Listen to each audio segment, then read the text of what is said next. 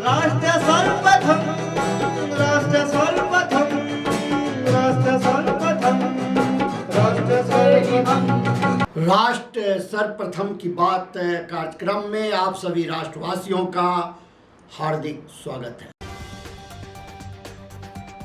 सनातन परंपरा में नवरात्रि के तीसरे दिन देवी दुर्गा के तीसरे स्वरूप यानी मां चंद्रघंटा की पूजा का विधान है। इस दिन देवी के साधक जप, व्रत आदि नियमों का पालन करते हुए मां चंद्रघंटा की विधि विधान से पूजा करते हैं। केंद्रीय मंत्रिमंडल ने रेलवे कर्मचारियों के लिए 1866 करोड़ रुपए के उत्पादकता आधारित बोनस को मंजूरी दे दी। उत्तर प्रदेश के मुख्यमंत्री योगी आदित्यनाथ ने हाल ही में लखनऊ में स्थानीय व्यापारियों और दुकानदारों के साथ जीएसटी सुधारों पर चर्चा की, जिसे जीएसटी 2.0 भी कहा जा रहा है।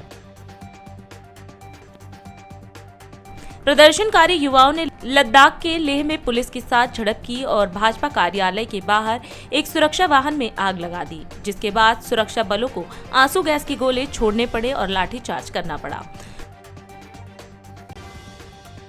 उत्तराखंड मंत्रिमंडल ने राज्य सुगंध क्रांति नीति 2026 से 2036 को मंजूरी दे दी, जिसका उद्देश्य राज्य भर में सुगंधित फसलों की खेती को बढ़ावा देना है। मुख्यमंत्री पुष्कर सिंह धामी की अध्यक्षता में हुई बैठक में रोड मैप को अंतिम रूप दिया गया। केरल की राजनीति में कांग्रेस को बड़ा झटका लगा है। स्थानीय निकाय चुनाव और 2026 के विधानसभा चुनाव से पहले दो प्रभावशाली संगठनों नायर सर्विस सोसाइटी और श्री नारायण धर्म परिपालना योगम ने सबरीमाला मुद्दे पर वाम लोकतांत्रिक मोर्चा सरकार के रुख का समर्थन कर दिया है। कोलकाता में मंगलवार को ही भारी बारिश ने पिछले 40 वर्षों का रिकॉर्ड तोड़ दिया। 24 घंटे में 251.4 मिलीमीटर बारिश ने शहर को जलमग्न कर दिया। चुनाव आयोग ने जम्मू कश्मीर की खाली पड़ी 4 राज्यसभा सीटों पर चुनाव का ऐलान कर दिया है। आयोग ने इससे जुड़ी जानकारी साझा करते हुए कहा कि चारों सीटों पर मतदान और मतगणना 24 अक्टूबर को ही पूरी कर ली जाएगी। मुरादाबाद में अंबेडकर पार्क में किसान संगठनों की महापंचायत आयोजित हुई। इसमें भारतीय किसान यूनियन के राष्ट्रीय प्रवक्ता और किसान नेता राकेश टिकैत शामिल हुए। मुख्यमंत्री योगी आदित्यनाथ ने कहा कि जीएसटी के रिफॉर्म से विद्यार्थियों की पढ़ाई सस्ती हुई है, क्योंकि नोटबुक पेंसिल पर जीएसटी 0 कर दिया गया है। ज्यादातर घरेलू सामान पर जीएसटी घटाकर 0 या 5% कर दिया गया है। भारत की राष्ट्रपति द्रौपदी मुर्मू ने नई दिल्ली में 71वें राष्ट्रीय फिल्म पुरस्कार वितरित किए। इस अवसर पर उन्होंने वरिष्ठ अभिनेता मोहनलाल को वर्ष 2023 का प्रतिष्ठित दादा साहब फाल्के पुरस्कार से सम्मानित किया। राष्ट्रपति ने कहा कि मोहनलाल ने भावनाओं की विविधता को सहजता से निभाकर एक संपूर्ण अभिनेता की छवि बनाई है। उन्होंने यह भी खुशी जताई कि महिला केंद्रित फिल्मों का निर्माण बढ़ रहा है और उन्हें सम्मानित किया जा रहा है। मैं आज के सभी पुरस्कार विजेताओं को हार्दिक बधाई देती हूँ। मोहनलाल जी को दादा साहेब फाल्के पुरस्कार से सम्मानित किए जाने पर मैं उन्हें बहुत बहुत बधाई देती हूँ। उन्होंने कोमल से कोमलतम और कठोर से कठोरतम भावों को सहजता से प्रस्तुत किया है और द कंप्लीट एक्टर की उनकी छवि बनी है। मुझे ये जानकर सुखद आश्चर्य हुआ है कि उन्होंने महाभारत के चरित्र कर्ण पर आधारित एक लंबे संस्कृत नाटक कर्णभारम में कर्ण भूमिका निभाई है। एक तरफ उनकी वानप्रस्थम जैसी गंभीर फिल्म है, तो दूसरी तरफ अनेक अत्यंत लोकप्रिय फिल्में हैं। मुझे जानकारी मिली है कि मोहनलाल जी के पुरस्कार की घोषणा होने पर लोगों में खुशी की लहर दौड़ गई। ये इस बात का प्रमाण है कि उन्होंने अनगिनत दर्शकों के दिल में अपनी जगह बनाई है।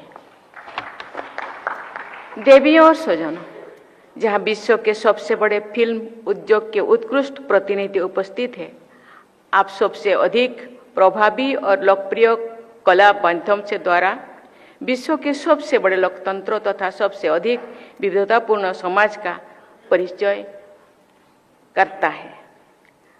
हम कह सकते हैं कि इस सभागार में आप सबके जरिए पूरे भारत के स्वरूप दिखाई दे रही है।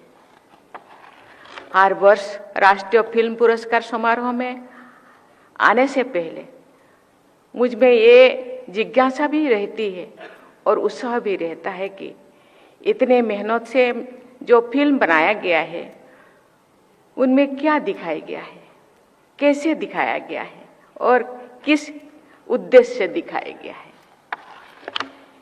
मुझे ये जानकर खुशी होती है कि सिनेमा से जुड़े सभी लोगों के एक भारतीय चेतना है, इंडियन सेंसिटिविटी है, जो सभी स्थानीय सदस्यों को भी जुड़ते हैं।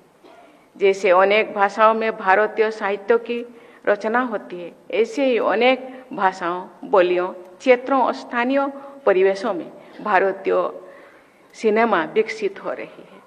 हमारी फिल्में स्थानीय होने के साथ साथ राष्ट्रीय भी है। देवी और स्वजनों, महिलाओं पर केंद्रित अच्छी फिल्में बन रही है और पुरस्कृत भी हो रही है। ये बहुत अच्छा सामाजिक संकेत है। हम सभी देखते हैं कि महिलाएं किसी न किसी स्तर पर पॉवर्टी, पैट्रियार्ची या प्रिजुडियस से जूझते हैं। आज पुरस्कृत फिल्मों में माताओं द्वारा बच्चों के नैतिक निर्माण की कहानी, सामाजिक रूढ़ियों का सामना करने के लिए महिलाओं का एकजुट होना, घर, परिवार और सामाजिक व्यवस्था की जटिलता के बीच महिलाओं की स्थिति तथा पैट्रियार्ची की विशेषताओं के विरुद्ध आवाज उठाने वाली साहसी महिलाओं की कहानियों पर आधारित फिल्में शामिल हैं। मैं देश की सभी बहनों और बेटियों की तरफ से ऐसे संवेदनशील फिल्मकारों को साधुवाद देती हूँ। शारदीय नवरात्रि के प्रथम दिन से लागू हुए नेक्स्ट जेन जीएसटी रिफॉर्म ने बाजार में नई ऊर्जा भर दी है।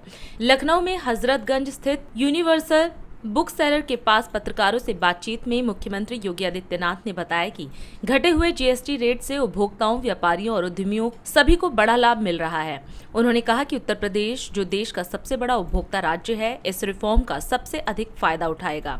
विद्यार्थियों के लिए नोटबुक, पेंसिल और अन्य शैक्षणिक सामग्री पर जीएसटी शून्य कर दिया गया है, जबकि जरूरी घरेलू सामान को 0 या 5% कर दायरे में लाया गया है। मुख्यमंत्री ने यह भी बताया कि 33 जीवन रक्षक दवाओं को पूरी तरह जीएसटी से मुक्त किया गया है।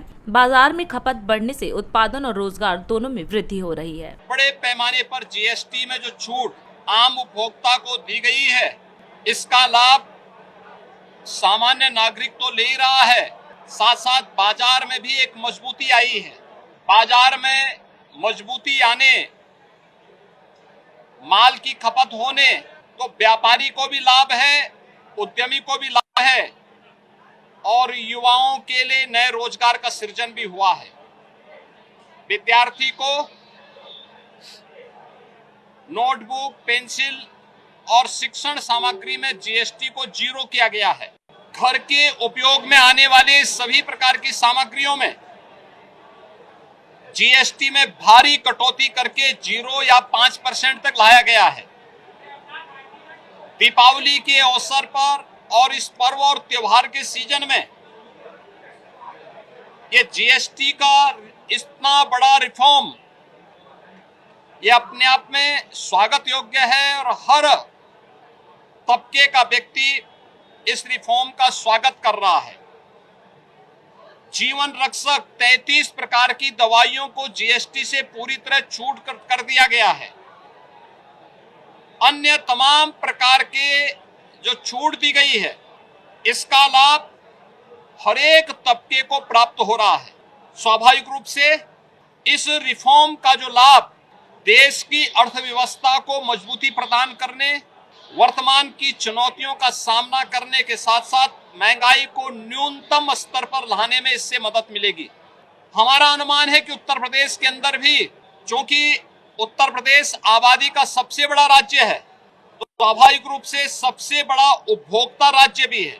जीएसटी ये उपभोक्ता टैक्स है, इसका सबसे बड़ा लाभ उत्तर प्रदेश को। जीएसटी ने तमाम प्रकार के छोटे मोटे टैक्सों को समाप्त करते हुए वन नेशन वन टैक्स की व्यवस्था में एक बड़ा क्रांतिकारी परिवर्तन 2017 में लिया था और तब से जो अनेक प्रकार के sale tax, service tax, entry tax, cess, ये 17 प्रकार के जो टैक्सेस थे, इनसे पूरी तरह इंटीग्रेट करते हुए जीएसटी के रूप में उसका रिफॉर्म किया गया था। इसने अर्थव्यवस्था को भी मजबूती प्रदान की। देश की अर्थव्यवस्था में 7 लाख करोड़ से बढ़कर के 22 लाख करोड़ कलेक्शन हुआ और उत्तर प्रदेश के अंदर 49,000 से लेकर 49,000 करोड़ से ले बढ़कर के आज हमारा जीएसटी कलेक्शन 1,15,000 करोड़ से ऊपर बढ़ा है। इस पूरी प्रक्रिया को प्रभावी ढंग से लागू करने, आम उपभोक्ता को भी इसका लाभ मिले, आज हम लोगों ने लखनऊ के इस प्रमुख मार्केट हजरतगंज बाजार में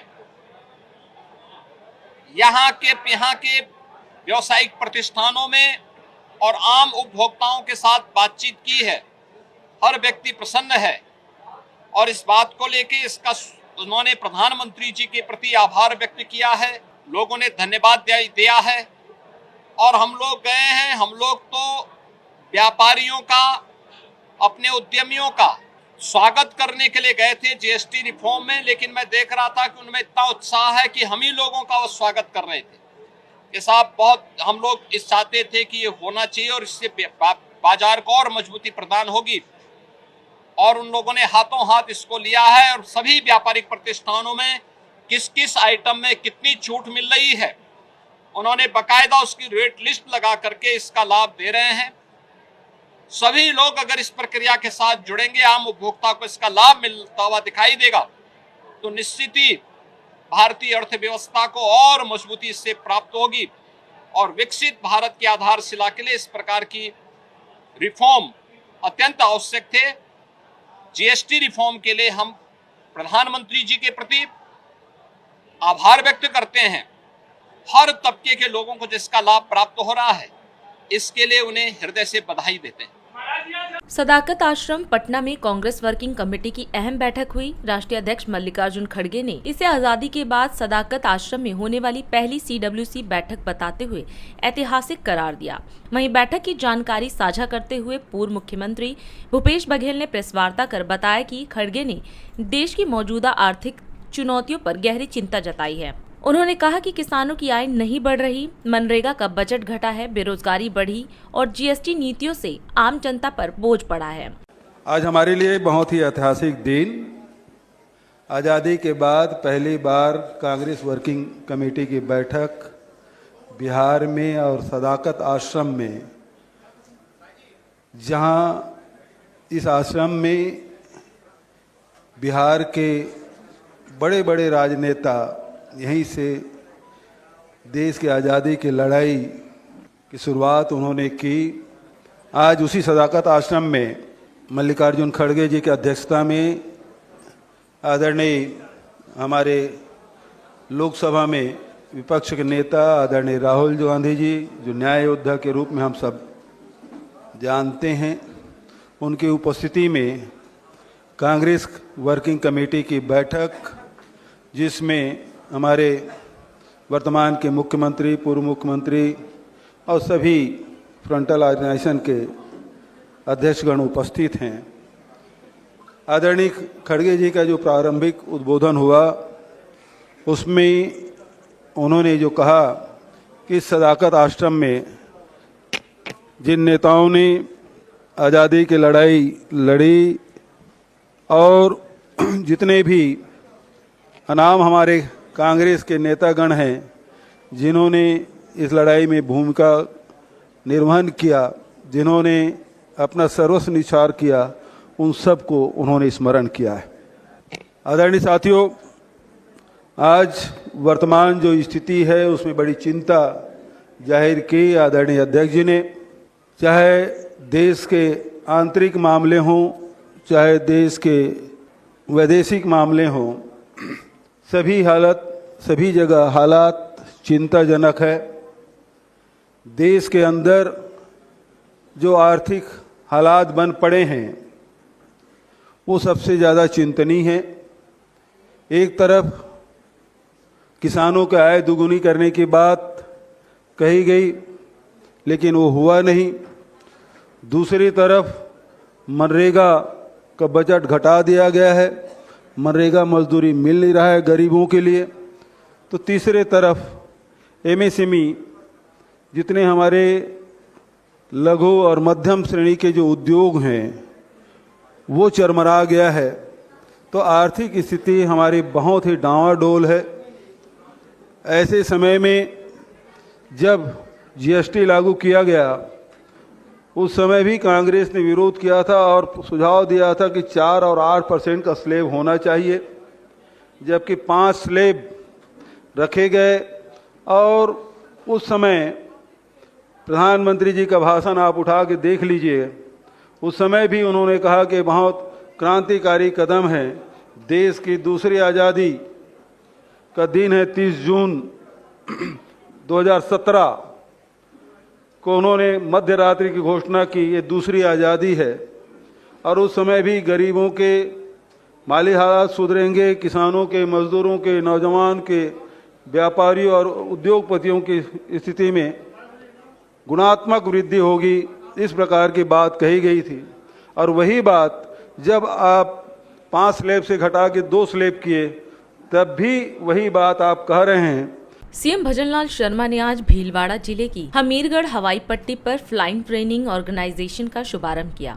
इस अवसर पर युवाओं को संबोधित करते हुए सरकार द्वारा कौशल विकास, रोजगार के नए अवसर सृजन और एविएशन सेक्टर में संभावनाओं के विस्तार के लिए किए जा रहे कार्यों की जानकारी साझा की। ड्यूज एविएशन अकादमी हमीरगढ़ के उद्घाटन के अवसर पर सभी मेरे भाई और बहनों, सबसे पहले तो मैं आप सभी का वंदन करता हूं, अभिनंदन करता हूं कि एक अच्छे काम में आए हैं। आप सभी को मैं नमस्कार करता हूं। भाई और बहनों, आज हमीरगढ़ की भूमि पर स्थापित हो रही एविएशन एकेडमी एक मील का पत्थर है। यह वस्त्र नगरी है भीलवाड़ा को आधुनिक पहचान जिस तरह से दी है, और इसी तरह से चित्तौड़ में भी औद्योगिक की बहुत बड़ी इकाइयां हैं। आज यहां केवल एक एकेडमी का उद्घाटन नहीं हो रहा, बल्कि भारत की आत्मनिर्भरता के संकल्प में राजस्थान का नाम दर्ज हो रहा है। यह वो ऐतिहासिक क्षण है जब वीरों की भूमि राजस्थान से निकले पायलट पूरे विश्व के आसमान में तिरंगे का मान बढ़ाएंगे। ये हमारे लिए अत्यंत हर्ष का विषय है कि राजस्थान सरकार ने जब राइजिंग राजस्थान किया था तो उसके अंतर्गत इस अकादमी को हमीरगढ़ भीलवाड़ा एयरपोर्ट पर भूमि उपलब्ध करवाई गई थी, जिस पर बहुत कम समय में फ्लाइंग शुरू हो जाएगा। यह दिखाता है कि निवेशक राजस्थान की एविएशन पॉलिसी पर भरोसा कर रहे हैं। राइजिंग राजस्थान का यह महाअभियान आज हमीरगढ़ की इस धरती से एक नया आयाम ले रहा है। देश के यशस्वी प्रधानमंत्री नरेंद्र मोदी जी के आत्मनिर्भर भारत के महान संकल्प से प्रेरित होकर राजस्थान आज एविएशन क्षेत्र में अग्रणी भूमिका निभा रहा है। राजस्थान का प्रतिभावान युवा पायलट ट्रेनिंग के लिए बाहर जाते थे, लेकिन अभी हमारे युवाओं को अब इसके लिए प्रदेश में ही अवसर मिलेगा। अब हमारे युवा राजस्थान की धरती पर आकर विश्व स्तरीय प्रशिक्षण ले सकेंगे। ये तो है आत्मनिर्भरता का सच्चा अर्थ है। ड्यूज एविएशन एकेडमी इसी दिशा में एक महत्वपूर्ण मील का पत्थर है। डीजीसीए द्वारा अनुमोदित यह संस्था भारत की चुनिंदा विश्व स्तरीय उड़ान प्रशिक्षण संस्थाओं में से एक है। यह केवल उड़ान प्रशिक्षण की शुरुआत नहीं है, यह राजस्थान के युवाओं के लिए आसमान में अनंत संभावनाओं का महाद्वार खोलने वाला है। साथियों, मैं गर्व से बताना चाहता हूं कि राजस्थान सरकार ने एविएशन सेक्टर के लिए एक समग्र रणनीति तैयार की है। अभी समय है एक ब्रेक का, हम चलते हैं ब्रेक पर। आप कहीं जाए नहीं, छोटा सा ब्रेक। श्रेया फर्निशिंग लेकर आया है आपके लिए होम कलेक्शन, जिसमें आपको मिलता है upholstery fabric, designer curtains, home and office decoratives, carpets and sofa cover कम से कम दाम में कीर्ति नगर में आपके लिए उपलब्ध है। Kamal Buildtech Private Limited, fulfilling promises. With our professional team and experience of delivering projects, in past we guarantee you peace of mind and top quality work in an affordable price. और अधिक खबरों के लिए आप हमारे YouTube channel दैनिक India दर्पण को अभी सब्सक्राइब करें और नोटिफिकेशन के लिए बेल आइकन को प्रेस करना ना भूलें। राष्ट्र सर्वप्रथम की बात कार्यक्रम में ब्रेक के बाद एक बार फिर आप सभी राष्ट्रवासियों का स्वागत है। देहरादून में उत्तराखंड CSR डायलॉग कार्यक्रम आयोजित हुआ, जिसमें उत्तराखंड के मुख्यमंत्री पुष्कर सिंह धामी शामिल हुए। अपने संबोधन में उन्होंने कहा कि देश के प्रमुख कॉरपोरेट समूह शिक्षा, स्वास्थ्य और पर्यावरण जैसे क्षेत्रों में CSR के तहत अहम योगदान दे रहे हैं, जो राज्य के विकास के लिए महत्वपूर्ण है। ये हमारे प्रदेश के लिए भी अत्यंत महत्वपूर्ण है कि आज देश के प्रतिष्ठित कॉरपोरेट हाउसेस अपने CSR के तहत उत्तराखंड में अच्छी शिक्षा मिले, स्वास्थ्य, स्वच्छता एवं पर्यावरण जैसे महत्वपूर्ण क्षेत्रों में अपना महत्वपूर्ण योगदान दे रहे हैं। और हम राज्य के अंदर जो हमने विकास का एक मॉडल आगे बढ़ाने का प्रयास किया है, उसमें इकोलॉजी और इकोनॉमी दोनों का समन्वय हो, दोनों का बैलेंस हो। और अभी आदरणीय सुनील जी ने अभी मुझे कहा भी है, कुछ संस्थाओं के लोग आकर हम लोगों से मिलेंगे और इस समय हमको बहुत आवश्यकता भी है राज्य के अंदर कि यहाँ की इकोलॉजी भी ठीक रहे और साथ में ये विकास के काम भी चलते रहें। इसके लिए मैं आप सभी का हृदय दिल से आभार व्यक्त करता हूँ। भाइयों बहनों, हम सबके लिए अत्यंत गर्व का विषय है कि इस विजयदशमी पर हमारे मातृ संगठन राष्ट्रीय स्वयंसेवक संघ अपनी गौरवमयी यात्रा के 100 वर्ष पूरे करने जा रहा है। और राष्ट्रीय स्वयंसेवक संघ की ये यात्रा हमारे देश के सांस्कृतिक मूल्यों, राष्ट्रवाद और भारतीयता की भावना को पुनर्स्थापित करने की यात्रा रही है। संघ ने अपने सभी अनुषंगिक संगठनों के माध्यम से समाज जीवन के विभिन्न क्षेत्रों में सकारात्मक बदलाव और राष्ट्र निर्माण के कार्यों को सशक्त रूप से आगे बढ़ाया है।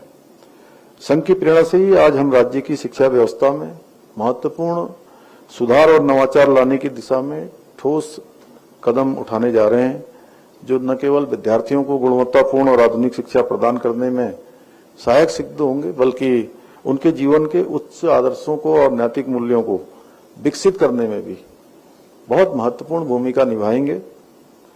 आज मुझे बताया गया कि एक्सिस बैंक समूह के द्वारा जहां एक और राज्य के 24 विद्यालयों के डिजिटलाइजेशन के लिए MOU किया गया है, तो आज आदर्श गांव सारकोट के भी प्राथमिक विद्यालय को भी डिजिटल उसका शुभारंभ भी आज किया गया है।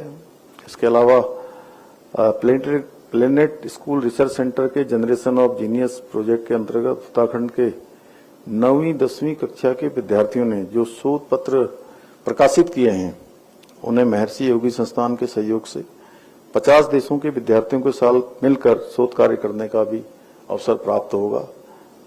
भाइयों बहनों, ये हमारे लिए बहुत हर्ष का विषय है कि आज राज्य में IIFCL, Mankind, Havana foundation, Toyota, Nestle, TSDC, IRCTC, HDFC, Britannia जैसी अनेक संस्थाएं, बहुत सारी जो सामाजिक गतिविधियां हैं, उन सभी को संचालित कर रही हैं।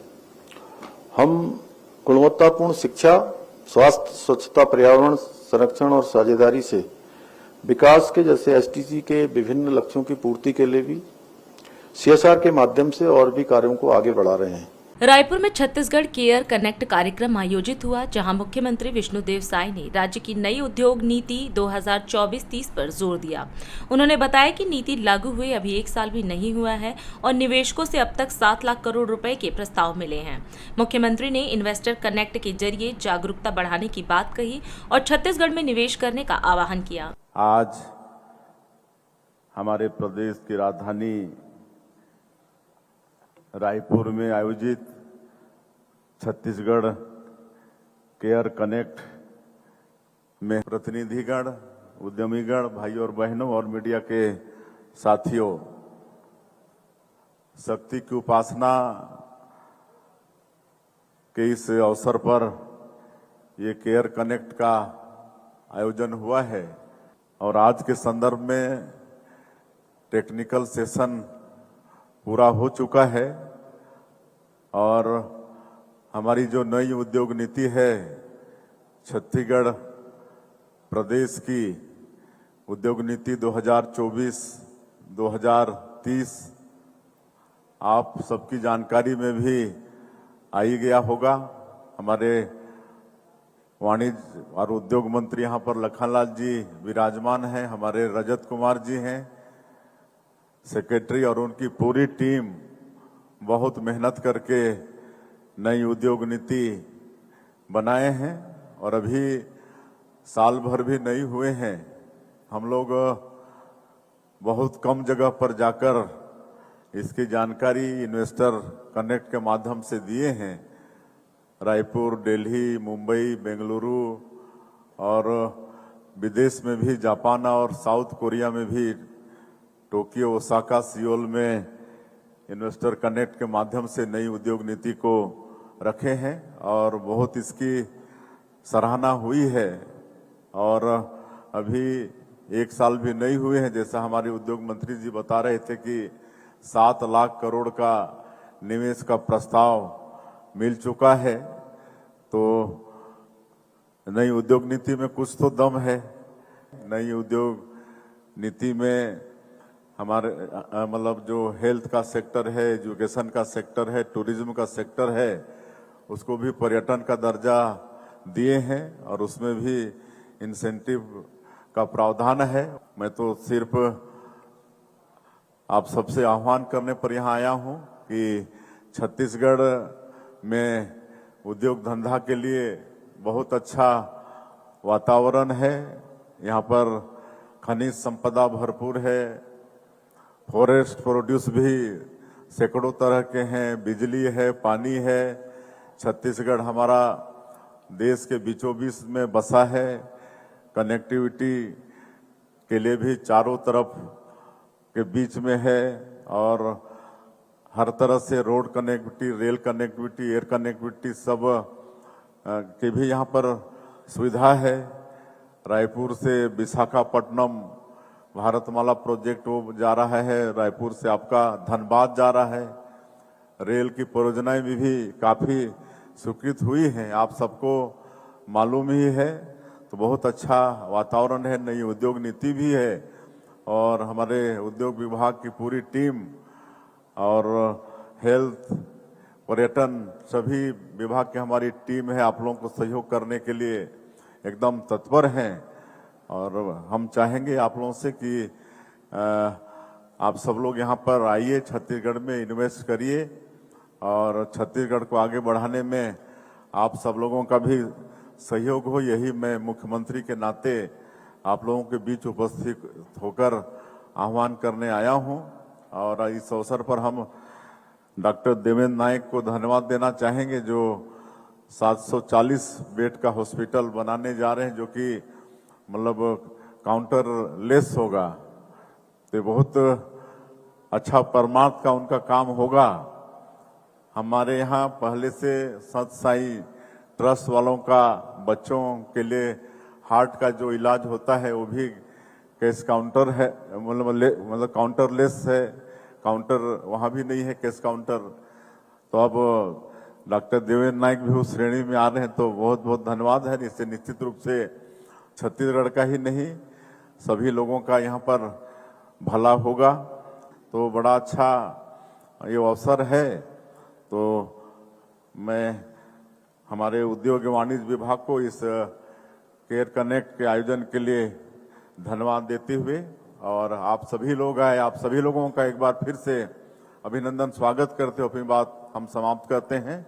और अधिक खबरों के लिए आप हमारे YouTube चैनल दैनिक इंडिया दर्पण को अभी सब्सक्राइब करें और नोटिफिकेशन के लिए बेल आइकन को प्रेस करना ना भूलें।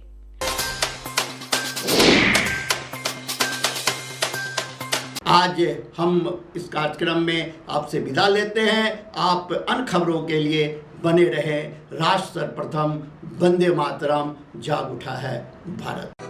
राष्ट्र सर्वप्रथम, राष्ट्र सर्वप्रथम।